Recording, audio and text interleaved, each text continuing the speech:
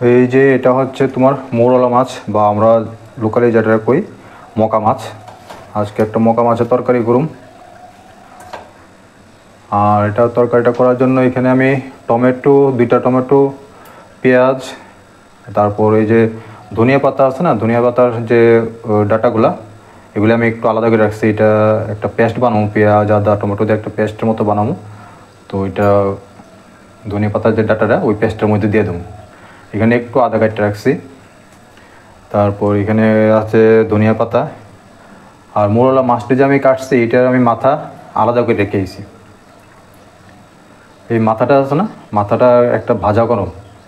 মাথাটা দিয়া এই যে এখানে আলু কাটতে রাখছি, এই আলু দিয়া এই মাছের মাথাটা দিয়া একটা ভাজা করো। তো বন্ধুরা, স্বাগত জানাতেছি নতুন একটা ভিডিওতে। আশা করি তোমরা সবাই ভালো আছো।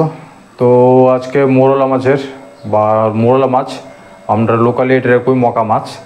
আজকে মকা মাছের একটা তরকারি করুন। তো মাছটির আমি আলাদা মানে মাছটিরে তাড়াতাড়ি যাতে কাটাটা যাতে তাড়াতাড়ি হয় এলিয়া মাথাটারে আমি কাটটা আলাদা করে নিয়েছি আর কি।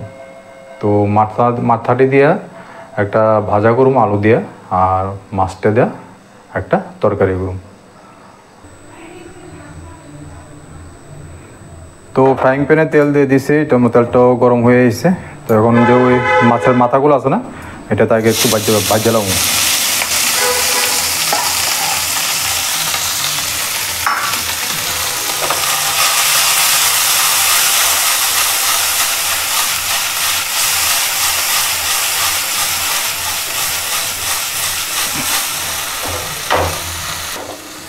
মাছের মাথাটি ভাজা হইলে পরে তারপর এই মাছটিও ভাজালাম। আর যতক্ষণে এটা ভাজা হইতেছে ওই যে মাছের যে তরকারিটা কম এটার জন্য একটা পেস্ট বানাইলাই। তো ওইটাতে দিব পেঁয়াজ। এখানে আমি একটার মতো পেঁয়াজ দিচ্ছি, 2টা টমেটো,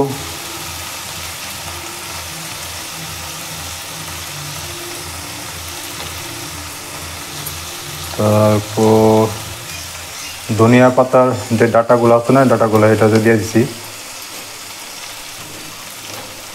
একটু আদা, একটু জিরার গুঁড়া, একটু ধনিয়ার গুঁড়া। এখন এটার একটা পেস্ট বানালাম। মাছের মাথাটি ভাজা হয়ে গেছে গা। আর এদিকে যে ওই মশলাটা ইয়ে করছিলাম, মশলাটার পেস্টটা বানিয়ে নিয়েছি। এখন এটাতে একটু তেল দিয়ে দিই। তেলটা গরম হলে পরে এই মাছটি ভাজালাম। মাছটি একটু হলুদ লবণ দিয়ে মেখে রাখছি। তেলটা গরম হয়ে গেছে গা। এখন মাছটি এটাতে ভাজলাই।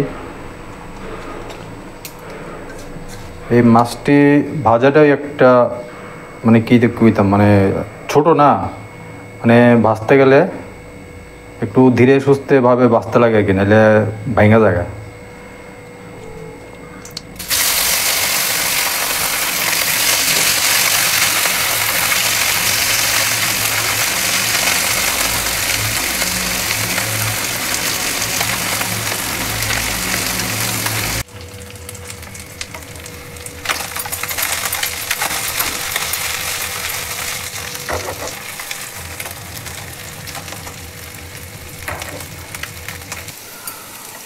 তো মাছটা যে ভাজা বসাইছিলাম, তো মাছটা লামাই এলাইছি, একটা বাটিতে লুয়ে এলাইছি।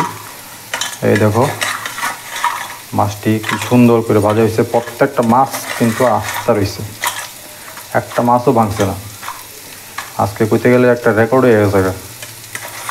কারণ আগে যতবারই মগা মাছের তরকারি করানোর চেষ্টা করছি, মাছটা ভাজতে গেলেই ভেঙে যেত গা, মানে অর্ধেকের উপরেই মাছ ভেঙে যেত গা। কিন্তু আজকে একটা মাছও ভাঙছে না, খুব সুন্দর করে ভাজা হয়েছে। যাই হোক, মাছটা নামানোর পর এখানে এই যে আলু কাটতে রাখলাম, আলুটা বসাই দিচ্ছি। এখানে একটু হলুদ দিয়ে দিচ্ছি, লবণটা দিচ্ছি না কেন, লবণটা পরে একটু পরে দেবো। এটা তোমার ওই মাছের মাথাটা যে ভাজা করবো এটার লাগে আলুটা বসাইছি। আর এদিকে তোমার এই মাছের তরকারিটা বসাই দিই। তেলটা গরম হয়েছে, তো এখন এটাতে দেওয়া দেবো পেঁয়াজ,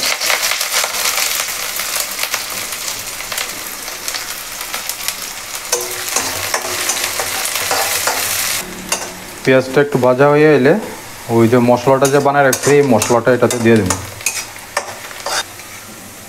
পেঁয়াজটা একটু ভাজা ভাজা হয়ে আসছে, তো এখন এটাতে মশলাটা দিয়ে দিই।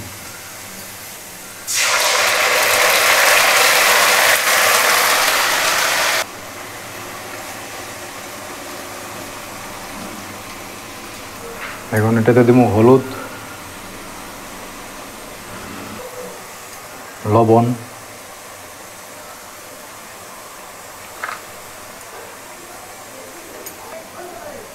আর একটু চিনি।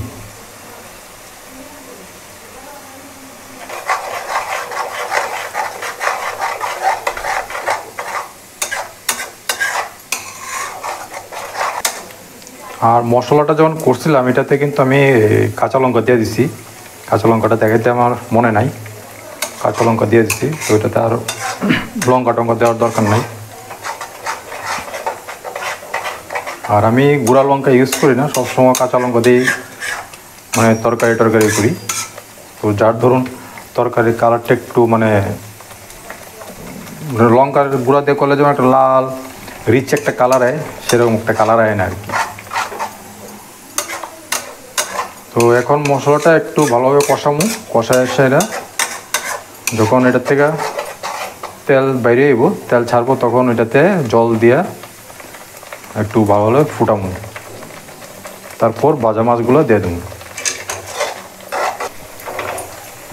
আর এদিকে আলু মোটামুটি একটু ভাজা হয়ে আইছে, তো এখন এটাতে দিয়ে দেবো পেঁয়াজ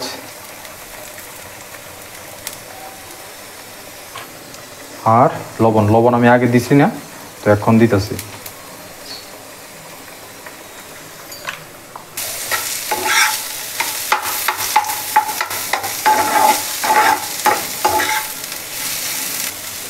এটার যে পেঁয়াজটা যে দিলাম, পেঁয়াজটা ভাজা হয়ে আইলে পরে তারপর ওই যে মাথাটা দিয়ে ভাজা রাখছিলাম মাথাটা দিয়ে দেবো। মশলাটা সুন্দরভাবে কষানো হয়ে গেছে গা, কি সুন্দর ভাজার মতো হয়েছে, সেটার থেকে একটু মানে তেলও বেরিয়ে গেছে। তো এখন এটাতে দিয়ে দেবো জল।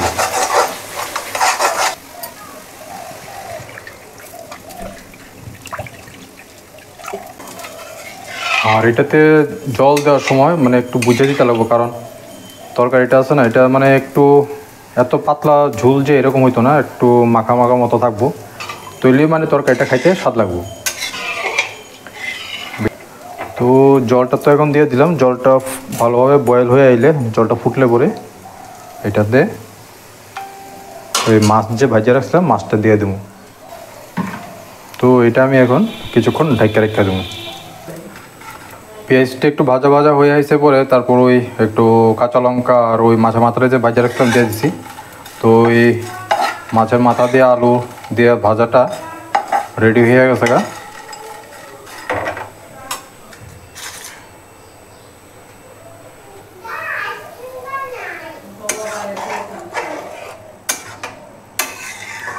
এখানে তরকারি আর এখানে যে জলটা দিছিলাম, জলটা ভালোভাবে ফুটতে আইছে, বয়েল হয়ে আইছে। তো এখানে মাছগুলো যে ভাজা রাখছিলাম মাছটা দিয়ে দিই। তো এখন এটা আবার 5-6 মিনিট একটু ঢাকা রেখে দেবো, ঢাকা তারপর ধনিয়া পাতা দিয়া নামাই দেবো। মাছগুলো দেওয়ার পর 5-6 মিনিট এবং ঢাকা রাখছিলাম, এখন তো গ্রেভিটাও কত সুন্দর একটু ঘন হয়ে আইছে। তো এখন এটাতে দেওয়া দেবো ধনিয়া পাতা। তো এই যে আমাদের মোরলা মাছের বা মকা মাছের তরকারি রেডি হয়ে গেল গা। খুব কালারটাও খুব সুন্দর হয়েছে, গুঁড়া লঙ্কা দিচ্ছি না কিন্তু, এরপর কিন্তু কালারটা একটা সুন্দর কালার হয়েছে। তো ভিডিওটা যদি ভালো লাগে তো একটু প্লিজ লাইক কমেন্ট করো, পারলে একটু শেয়ার করে দিও। থ্যাংক ইউ, বাই, দেখা হইব নেক্সট ভিডিওতে।